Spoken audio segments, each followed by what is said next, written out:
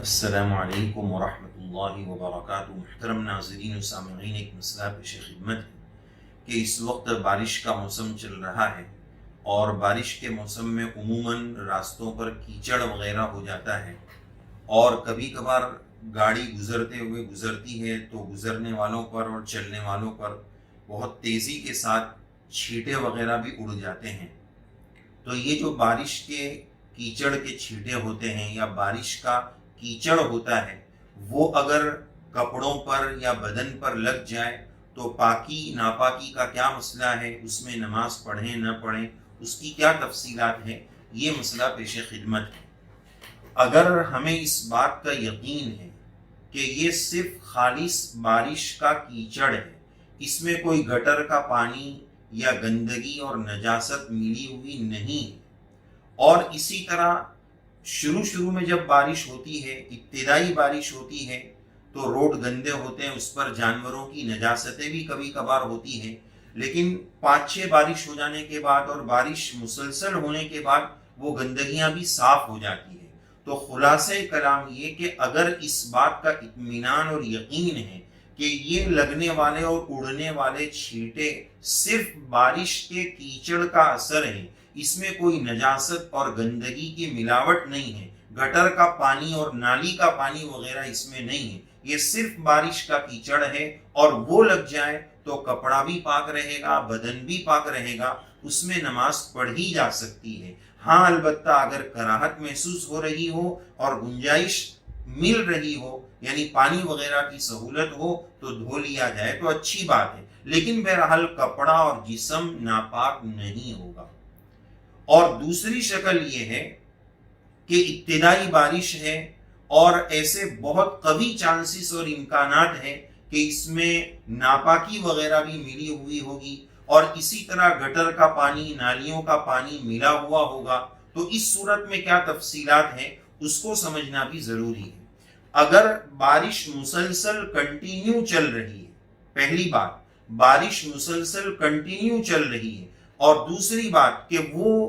عام گزرگاہ ہے، یعنی روزانہ کا وہاں سے بار بار کے گزرنے کا معمول ہے، بار بار وہاں سے گزرنا ہوتا ہے، تو اب ایسی صورت میں عموم بلوا، عام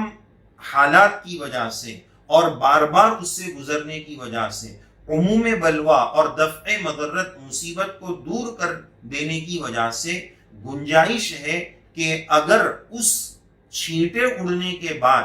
نجاست کا کوئی اثر نہیں ہے، نجاست کی اور ناپاکی کی کوئی بدبو بھی نہیں ہے، اس کا اثر بھی نہیں ہے، تو اس کپڑے کو پاک مان لیا جائے گا۔ عموم بلوا اور دفع مضرت کی وجہ سے اتنی گنجائش ہے کہ اس کپڑے کو پاک مان لیا جائے گا، البتہ اس میں بھی بہتر یہ ہے کہ اس کو صاف کر لیا جائے، پاک کر لیا جائے، سہولت ہو تو یہ بہتر ہے کہ اطمینان قلبی اور سکون حاصل کرنے کے لیے اس کو مکمل پاک کر لیا جائے۔ لیکن اگر نجاست کا اثر صاف نظر آ رہا ہے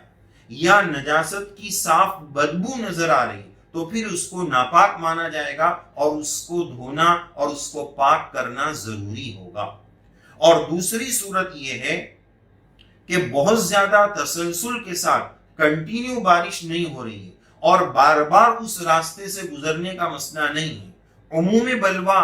کی ضرورت نہیں، یعنی بار بار اس طرح کی بات نہیں پیش آ رہی ہے، کبھی کبھار اس راستے سے گزر ہو رہا ہے، اور ایسی صورت میں اس طرح کا پانی یا چھینٹے اڑ گئے جس میں بہت امکان ہے کہ نجاست بھی لگ گئی ہوگی، گٹر کا پانی اور نالی کا پانی بھی لگ گیا ہوگا، تو اب ایسی صورت میں اس کیچڑ یا چھینٹے اڑنے کے بعد اس کپڑے کو ناپاک مانا جائے گا، بدن کو بھی ناپاک مانا جائے گا، اس کپڑے کو دھو لیا جائے، اور پاک کرنے کی شکل یہ ہے کہ 3 مرتبہ اس کو دھو لیا جائے یا مسلسل اس پر اتنا پانی بہا دیا جائے کہ کہ اس نجاست کا اثر بالکل زائل ہو جائے اور کپڑے کو اس طرح پاک کر لیا جائے، اور بدن پر اڑا ہے تو بدن کو بھی اس طرح پاک صاف کر لیا جائے۔ یہ اس صورت میں ہے جب بارش بہت زیادہ کنٹینیو نہیں ہو رہی ہے یا اس نالی اور گٹر کے راستے سے بار بار کا گزر نہیں ہے، تو پھر اس صورت میں چھینٹے وغیرہ اگر اڑ جائے